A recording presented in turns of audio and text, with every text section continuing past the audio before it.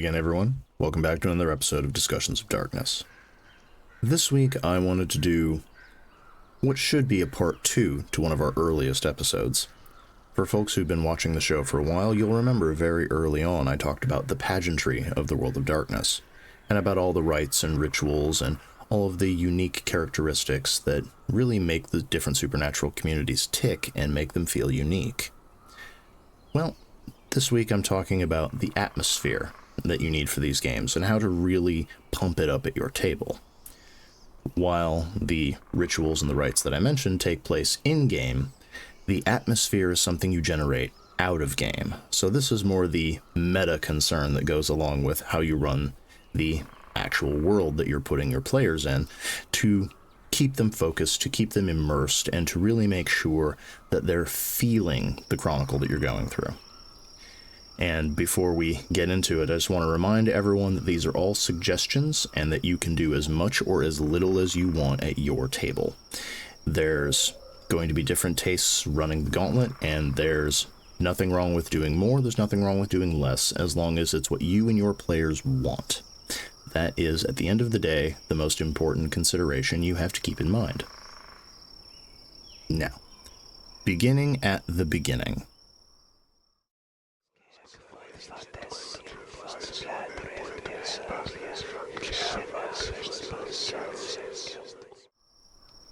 The first part that we really need to be aware of for creating atmosphere is the actual space you're playing in. Now, most of us don't have access to a whole bunch of different venues. We don't want to move our Chronicle to a completely new location just because one happens to have better atmosphere than the other. But even with that in mind, there are certain things that can really improve or take away from a Chronicles of Darkness experience, a World of Darkness experience, whether you're running it as a horror game or whether you're running it as just a dark fantasy game. But examples really work best, so I'm going to reach across the aisle to another horror game that lots of us have played, which is Call of Cthulhu.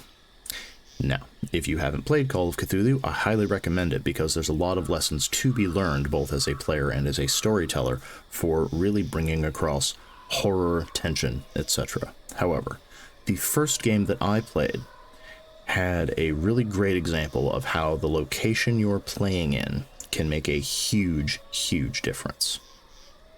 Now, for a brief story, the setup that we had was it took place on a college campus, because of course it did. It was a Lovecraft story, and we had half a dozen players, several of which were playing students, and one of which was playing the local private eye, who had gotten a hold of a mysterious vanishing from one of the professors. So we were all trying to find what had happened to this professor who had gone missing after finding an unusual rare relic. Not an unusual plot, pretty cookie cutter as far as things go. However, while our storyteller was doing their very best to drag us all into immersion while they were laying out everything, while they had a really smooth delivery, one of the things that really undermined the horror was that we were playing in a brightly lit room with lots of open windows early on a Sunday morning while their kid was in the next room watching cartoons. Now, imagination is a very powerful thing, and it was able to overcome all of these obstacles. But when it came to immersion, it is really difficult to deliver tension, to deliver something akin to fear, or at least dread, in a brightly lit room with the sun shining outside, birds chirping through the window, and something pleasant going on in the next room.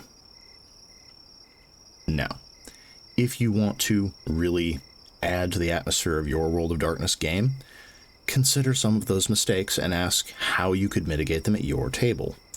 You don't necessarily need to turn the lights way down low, you don't necessarily have to send your kids off to somebody else's house if you happen to have them, but little things can make a big difference, whether it's ensuring that the room you're in is free of distractions so that you don't have people constantly looking one way or hearing something else or missing what was said during an important moment of delivery. There's all sorts of little considerations that when you add them up can make a big difference. So, Keep that in mind because your space is one of the only things you really have control over as the person running the game. And if you want to do something special, if you really want to make additions rather than just control things that are subtracting from your environment, well, that's when we get into the next topic.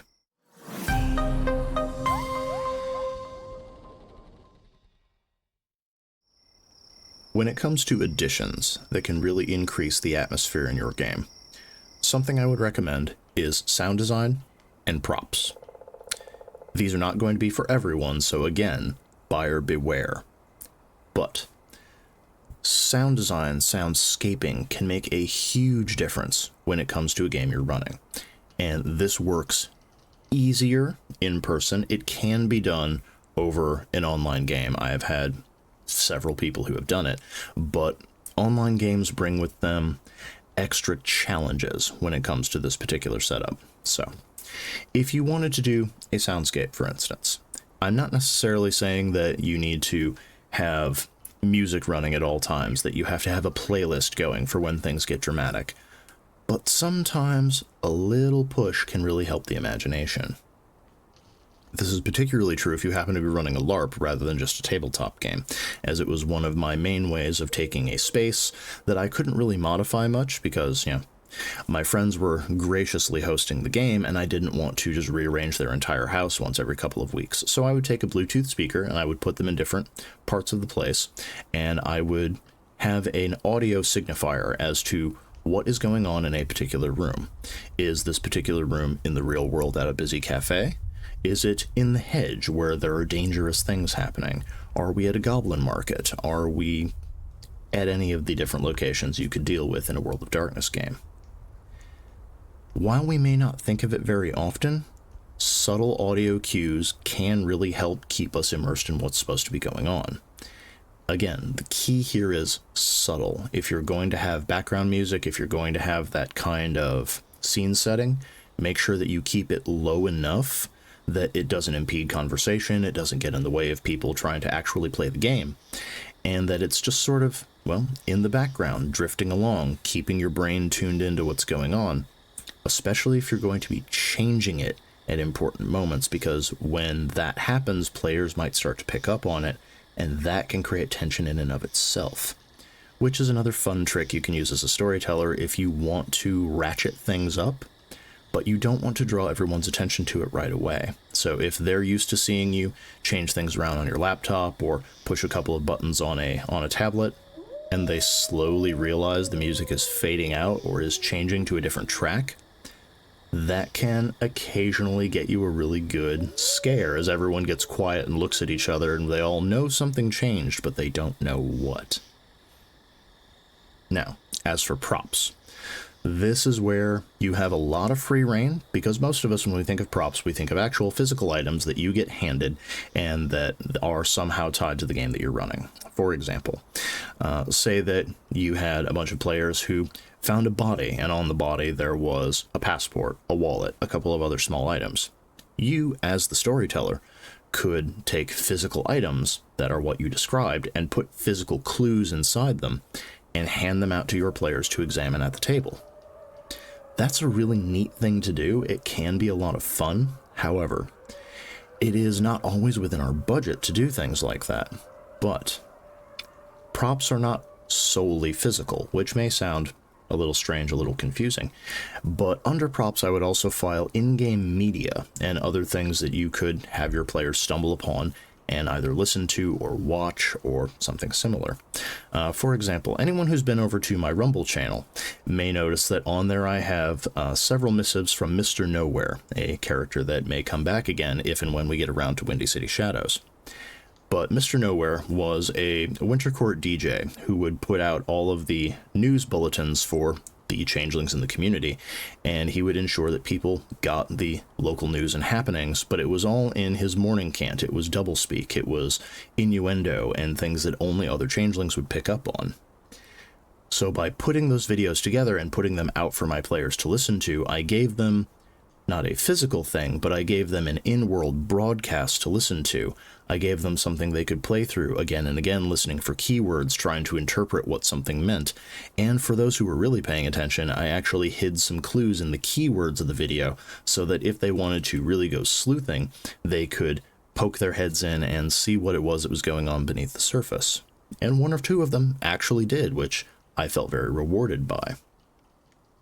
That's the sort of thing I mean by adding props to your game. It's not necessarily a physical letter or a wallet that you find in a corpse. It can also be a news broadcast, or it can be a YouTube video that is occurring in world if you want to get really creative and you want to make something that players can actually watch and look for clues and analyze. These things do take a lot of time and energy to make, and they don't always land the way you want, so do not depend on it to really be the hook that makes your entire game work. But as an addition to what you're doing, these things can really create atmosphere, and they can really get people stuck in if you are willing to put in the time and the energy and the effort to make these things. And that's not going to be for everyone, but if you do it, that is a thing that players will probably remember going forward.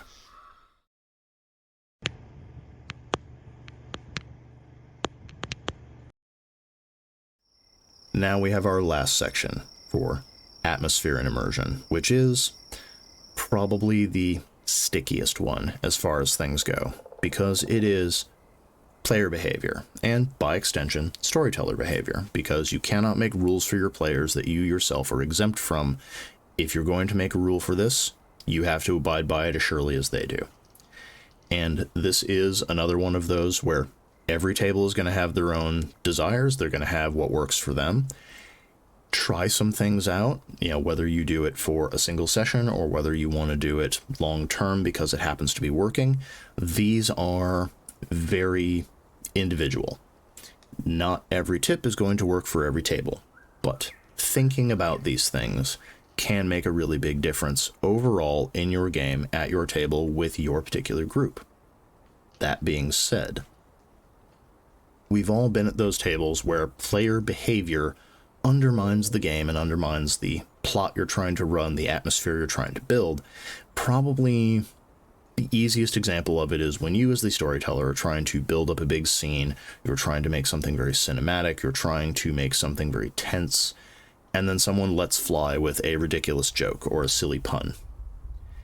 I am probably that person 9 times out of 10, so I am not going to say we're not allowed to have fun at the table. You have to be serious all the time. However, there is a time and a place for everything, and when you as a storyteller are trying to build that kind of feeling, it is important to communicate to your players, this is not the time for jokes. I'm trying to do something here. Please meet me where I'm coming from. Because if you just expect them to not do something ridiculous or something silly, that's not going to work, because this is communication. If you haven't said it out loud, they're not going to know. Other things that may fall under this banner are players who are constantly on their phones, constantly on devices. Again, this will vary depending on player. Some players have the ability to scroll 3 separate websites, hear every single word you said, and repeat it back to you. Other players will be watching a video with an earbud in, and they're not going to pay attention unless you told them someone just took a shot at them. This is going to be individualized. But it can be a distraction. And as distractions go, it can really undermine your atmosphere, because if 2 of your players are really into what you're doing, third isn't really paying attention, and the fourth is having a text conversation with their significant other, only half your table's actually into what you're doing, and if you haven't dragged everybody in, that can be a problem going forward. And this falls into various other things as well, of how much out-of-character, off-topic conversation are we having? How long can those conversations last? Are we going to have regular breaks so that folks can have an intermission, so that we can drop character, we can have a laugh, make some popcorn, etc.? These are issues that you have to consider as a storyteller, because no one is going to be able to be on in character for 3 to 4 hours at a time, even in something as serious as a LARP space where you're all in costume and makeup and everybody is acting. There's going to be spaces for you to step outside, to have a smoke, to let some tension off, to talk to your friends, to just hang out with people. But at the same time, there are spaces where once you enter them, you are in character, plot is happening, things are very serious here. And drawing those boundaries is very important.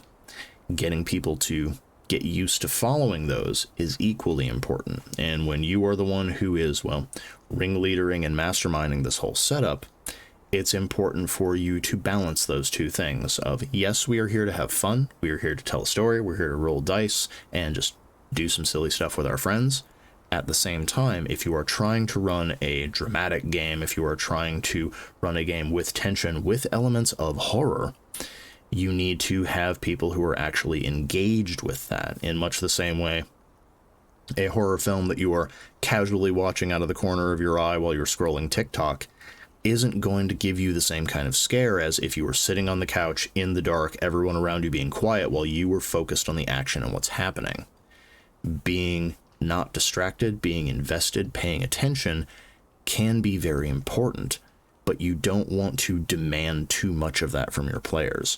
You need to know when it is okay to ask for something and when to just let up on the reins and let people just be themselves for a while.